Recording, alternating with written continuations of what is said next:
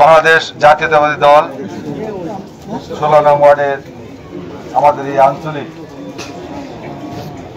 এলাকার মানবিকা এলাকায় আজকে শহীদ ছাত্রনেতা আবু সাইদ মুগ্ধ সহ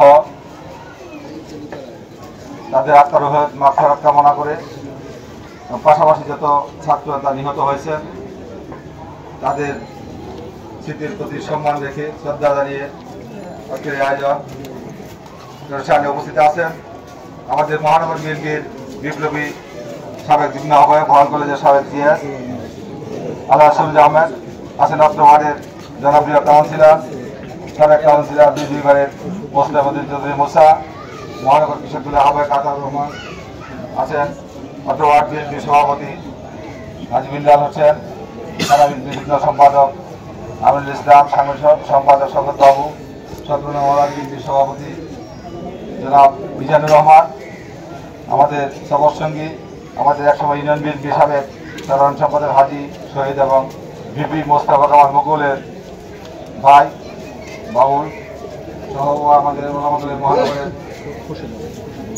মহানগরের সদস্য সচিব ভুবন বিশ্বাস দপ্তর সম্পাদক খুরশিদ আলম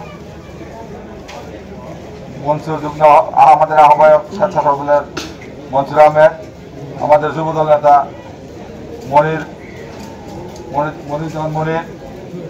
জুয়েল তো অনেকেই এখানে উপস্থিত আছে কোনাবাড়ি যুবদলের সদস্য সচিব আদিশ্য নেতৃবৃন্দ মুসলিম আসসালামু আলাইকুম।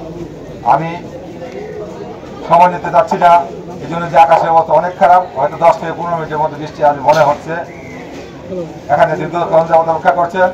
আমি শুধু শহীদ ছাত্রনেতা যারা মৃত্যুবরণ করেছেন তাদের আত্মার প্রতি গভীর শ্রদ্ধা জানাচ্ছি। পাশাপাশি আপনারা জানেন বাংলাদেশের সবচেয়ে জনপ্রিয় প্রধানমন্ত্রী সাবেক প্রধানমন্ত্রী বেগম খালেদা জিয়া দীর্ঘ 6 বছর কারাভোগের পর গত 3 দিন আগে মুক্তি পেয়েছেন। একজন প্রধানমন্ত্রী বাংলাদেশ থেকে বিদায় নিয়েছেন, পালিয়ে গেছেন ভারতে। আরেকজন প্রধানমন্ত্রী কারাগার থেকে 6 বছর পর মুক্ত বাতাসে এসেছেন।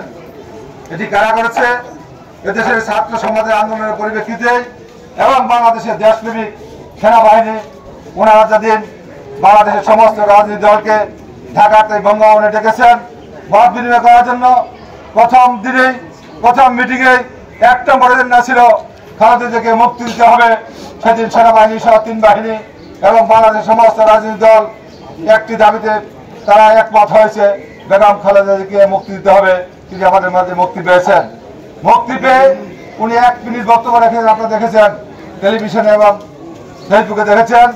উনার সেই আহ্বান কি ছিল?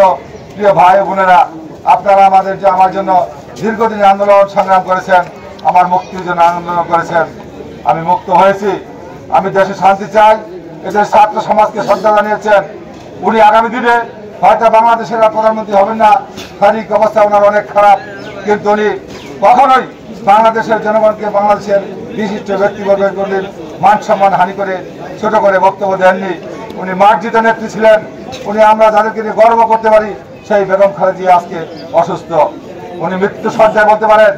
ওনার শারীরিক অবস্থা অনেক খারাপ, তার জন্য আপনার সকলে দোয়া করবেন সেই খালেদা যেন সুস্থ হয়ে বেঁচে থাকতে পারে সেই প্রত্যাশা রাখছি। পাশাপাশি আমরা দীর্ঘদিন বাংলাদেশ জাতীয় দলের বাংলাদেশের প্রধান রাজনৈতিক দল বিএনপির ভারপ্রাপ্ত চেয়ারম্যান তারেক রহমান বাংলাদেশের 16 কোটি মানুষের সামনে কথা বলতে পারে নাই, টেলিভিশনে আসতে পারেন নাই। কিন্তু আমরা দেখলাম সেই যেদিন ছাত্র জনতা আন্দোলন সংগ্রামকে এই সরকারের পতন ঘটিয়েছে সেদিন টেলিভিশনে বক্তব্য দিয়েছেন, জাতীয় দেশে বক্তব্য দিয়েছেন। তার একটি কথাই ছিল আজকে ছাত্র সমাজকে শ্রদ্ধা রেখে বক্তব্য দিয়েছেন যে আপনারা আজকে ছাত্র সমাজের সেই আবু সাইদ মুগ্ধ সহ যারা নিহত হয়েছেন তাদের আত্মার মাগফিরাত করেছেন এবং তাদের ত্যাগের বিনিময়ে আজকে আমরা ক্ষমতায় এসেছি এবং আমাদের এই বাংলাদেশের মানুষকে শান্ত থাকতে বলেছেন। আপনাদের এলাকায় আমাদের এলাকায় শান্তি শৃঙ্খলা বজায় রাখার জন্য নির্দেশ দিয়েছেন। আমি বলবো আপনারা সকলেই ধৈর্য ধারণ করুন। আমরা আওয়ামী লীগের মতো হাসিনার মতো এলাকা ধ্বংসাত্মক কার্যকলাপ করতে চাই না।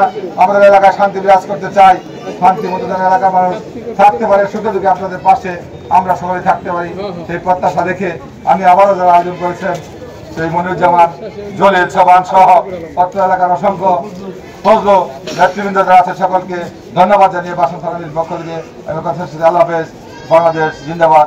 শহীদ জামান হোক, খালেদা জিয়া জিন্দাবাদ। তারুণ্যের অহংকার তারেক রহমান জিন্দাবাদ। আসসালামু আলাইকুম।